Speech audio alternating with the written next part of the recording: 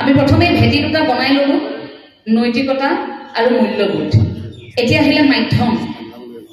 আধ্যাত্মিকতাৰ মাধ্যম আমি কেনেকৈ সাজিম, কেনেকৈ পৰীক্ষা কৰিম, কি মাধ্যমৰ দ্বাৰা আমি গম পাম যে আমি আধ্যাত্মিক হয় নে নহয়। তাৰ ক্ষেত্ৰত আমি অনুভৱ কৰোঁ যে তাতো তিনিটা খুঁটি পুতি ল'ব পাৰোঁ।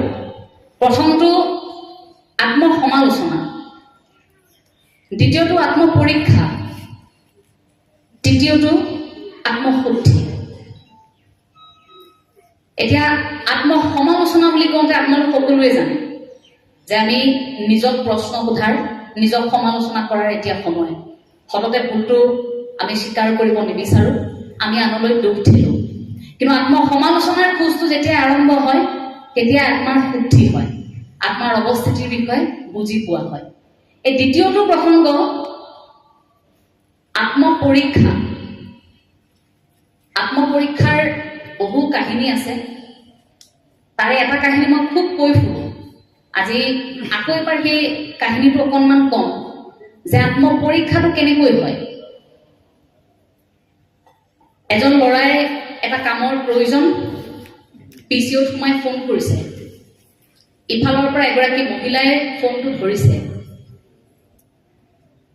ল'ৰাজনে মহিলাগৰাকীৰ সৈতে কথা পাতিছে, যুৱকজনে, যে বাইদেউ, আপুনি যে পাচলি বাগানখন চাফা কৰিবৰ বাবে, আপোনাৰ পাচলি বাৰীখন পৰিষ্কাৰ কৰিবৰ বাবে এজন যে ল'ৰা বিচাৰি আছিল কামৰ বাবে, শুনিছিলোঁ, খবৰটো মই পাইছিলোঁ। মই কামটোত বৰ আগ্ৰহী, আপুনি মোক ল'ব নেকি বাৰু কামটোত?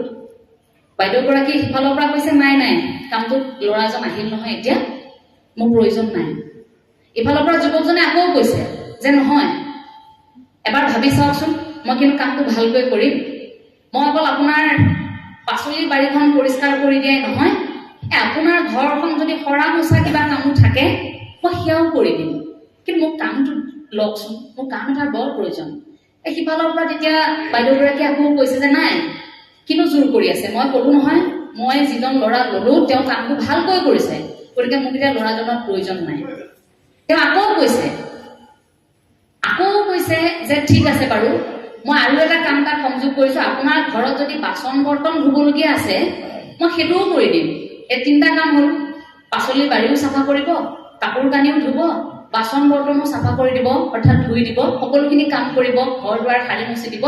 আৰু আপুনি আপোনাৰ ঘৰত কাম কৰি থকা মানুহজনক যদি 500 টকা দিছিল, মই কথা দিছোঁ আপোনাক মই সেইটো কাম 200 টকাত কৰি দিম। এতিয়া আপুনি মোক কৰি দিয়ক, মোক যেনে তেনে কামটো দিয়ক। সিফালৰ পৰা বাইদেউজনীয়ে বোলে নহ'ব দেই, মোৰ কৰি থকা মানুহজনে কামটো ভালকে কৰি আছে, তুমি কি একেটা কথাতে লাগি আছা। ফোনটো কাটি দিলে। ল'ৰাজন PCOৰ পৰা ওলাই আহিছে। যুৱকজন ওলাই অহাৰ পিছত তেওঁ আকৌ হাঁহি হাঁহি আহিছে। PCOৰ বাহিৰত থকা আকৌ মানুহজনে কথাখিনি শুনি আছিল, শুনি ভাবিলে যে ল'ৰাজনৰ সঁচাকে কামৰ প্ৰয়োজন। তাৰপিছত সুধিলে তেওঁ যে ভাইটি, তোমাক কামটো বৰ দৰকাৰী নেকি? এই কথা এটা শুনাচোন, তোমাক যদি কামটো বৰ বেছিকৈ দৰকাৰ, তুমি নহ'লে এটা কাম কৰা, কাইলৈৰ পৰা মোৰ PCOতে আহা। তুমি ইয়াতে মই তোমাক কিবা এটা দিম, তুমি মোৰ PCOতে তুমি আহা আৰু কাম কেইটামান কৰিব পাৰিবা। এতিয়া ল'ৰাজনে হাঁহি হাঁহি কৈছে যে বোলে কামটো মোক নালাগে নহয়। এই তুমি নালাগে ইমান দেৰি দেখোন বাইদেউগৰাকী কৈ আছা কামটো লাগে লাগে। এই যে বাইদেউগৰাকীয়ে ক'লে মোৰ ঘৰত এজন ল'ৰাই কামটো কৰি আছে, সেই তেওঁৰ ঘৰত কাম কৰি থকা ল'ৰাজন ময়েই হয়। মই তেওঁক এইবাবেই ফোনটো কৰিছিলোঁ যে মোৰ কামটোক লৈ তেওঁ কিমান সুখী মই চাব বিচাৰিছিলোঁ, অৰ্থাৎ আত্মপৰীক্ষা।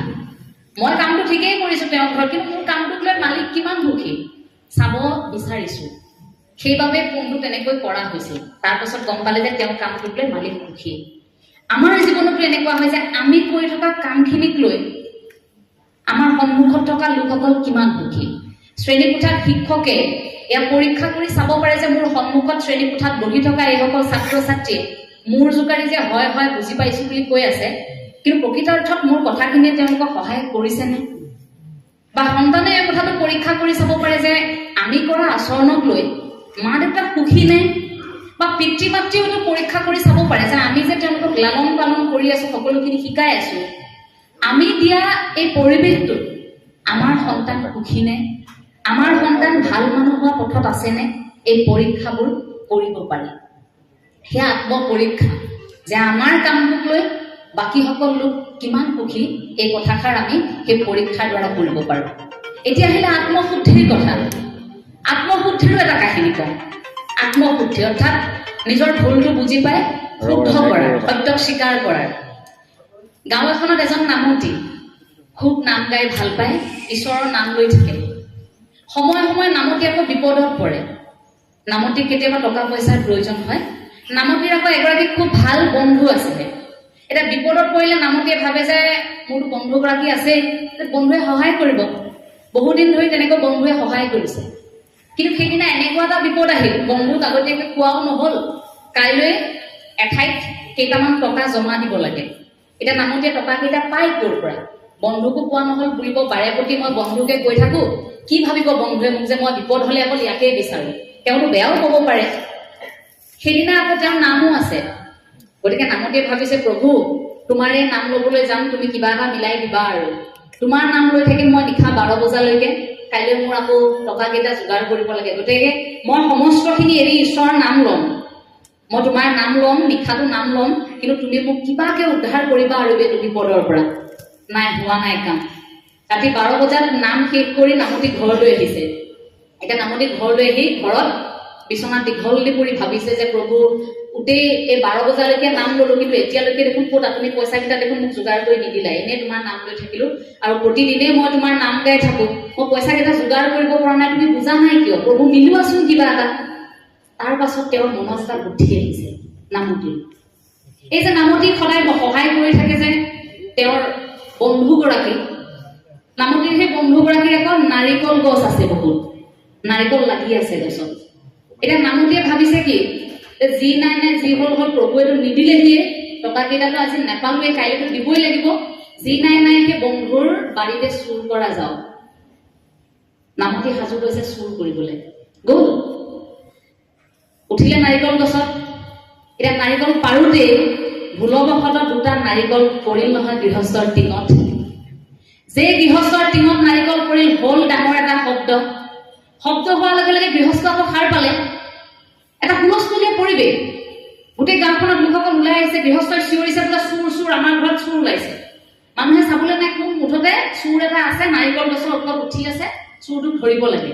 গোটেই গাঁৱৰ ৰাইজ গোট খাইছে। নাৰিকল গছৰ তলত ৰাইজ ভিৰ, ইফালে চুৰটোতো ওপৰতে আছে, অৰ্থাৎ নামতি। নামতি এতিয়া কি কৰিব? আকৌ ঈশ্বৰক কৈছে যে ঈশ্বৰ প্ৰভু তুমিতো মোক ইমানখিনিলৈকে নবচালাই, এতিয়া মই অন্তত তোমাক এইটো কামনা কৰিছো, তোমাৰে নাম গুণ গালো, মই আকৌ এবাৰ তোমাক কামনা কৰিছো কৰজোৰে, যে এই তললৈ নামি গ'লে যে ৰাইজে মোক যে ফিৰি পিতমটো দিব, অৰ্থাৎ গণপ্ৰহাৰটো পিঠি যে বহল কৰিব, অন্তত মোক সেইটোৰ পৰা এতিয়া বচাই দিয়া। মানে ৰাইজৰ মাৰ খাই মোৰ মৰিবলৈ মন নাই, তুমি অকণমান অন্তত মোক এই পিতমটোৰ পৰা, গণপ্ৰহাৰটোৰ পৰা মোক অকণমান বচাই দিয়া। সেইবুলি মনতে আকৌ প্ৰাৰ্থনা কৰিবলৈ আৰম্ভ কৰিলে। তাৰপিছত আকৌ নামতিৰ মনত সেই একেই বুদ্ধি।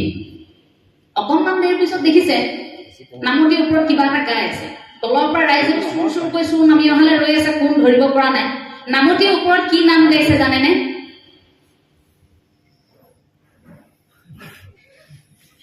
এই কিনো তোমাৰ লীলা প্ৰভু, কিনো তোমাৰ লীলা, হে বৈকুণ্ঠলে আনিম বুলি গছত উঠাই দিলা। হে কিনো তোমাৰ লীলা প্ৰভু, কিনো তোমাৰ লীলা, হে বৈকুণ্ঠলে আনিম বুলি গছত উঠাই দিলা। তলৰ পৰা নামি দেখিছে, আৰে আমাৰ নামতি দেখোন। বোলে নামতি কি গাই আছে?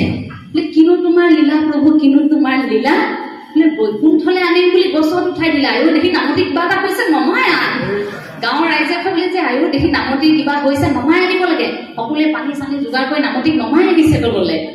তাৰ পাছত নামতিক সুধিছে, আয়ো দেখি কি হ'ল আপোনাৰ, কওকচোন কি এনেকুৱা কথা হ'ল, কেতিয়া বৈকুণ্ঠলে গৈছিল আপুনি? বোলে কি কব, কালি ৰাতি শুই থাকোতে হঠাৎ 12 বজাত আহিছে নহয়, শুদ্ধ বগা সাজ এযোৰ পিন্ধি বাপ এগৰাকী। মই বোলো প্ৰভু দেখোন কৃষ্ণ, এই ৰাতিখন আপুনি বোলে আহক, 2 বৈকুণ্ঠৰ পৰা আকৌ ৰথ বাহিৰত ৰৈ আছে। বোলে মই নাযাওঁ, কাইলৈ টকা কেইটামান যোগাৰ কৰিব লগা আছে, মই তাকেহে চিন্তা কৰিছো। নালাগে নহয়, আহক আপুনি, লগত ৰথখনত লৈ আহিছে। মই বোলে নাযাওঁ, তেওঁ কৈছে আহক, বৈকুণ্ঠৰ পৰা পাক এটা মাৰি মই আপোনাক আকৌ থৈ যাম গুৱাহাটীত। তাৰ পাছত বোলে ৰথত উঠিছো, মই গম পোৱা নাই ৰথখন দেখোন লাহে লাহে ওপৰলৈহে গৈছে।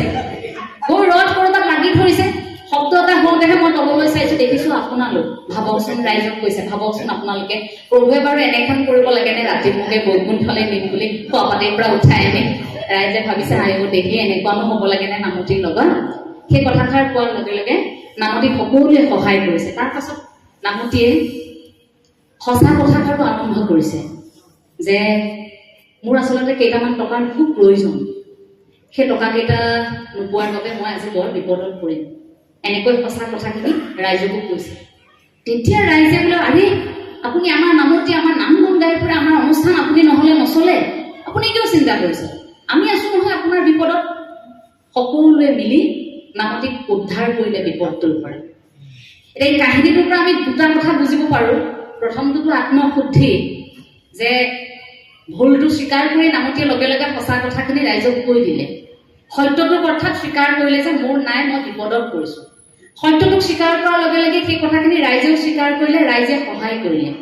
সঁচাটোক স্বীকাৰ কৰাৰ বাবে লগে লগে এটা আত্মশুদ্ধি হলনে?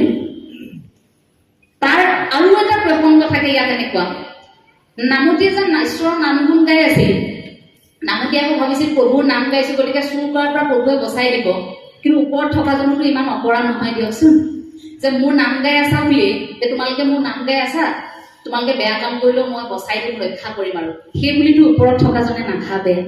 চুৰ কৰিবলৈ যোৱাৰ পাছতো সেইবাবে সেই ভগৱন্তই তেওঁক ৰক্ষা নকৰোৱালে। দুই এটা বুদ্ধি মনলৈ আহিল, কিন্তু ধৰা পৰিলে।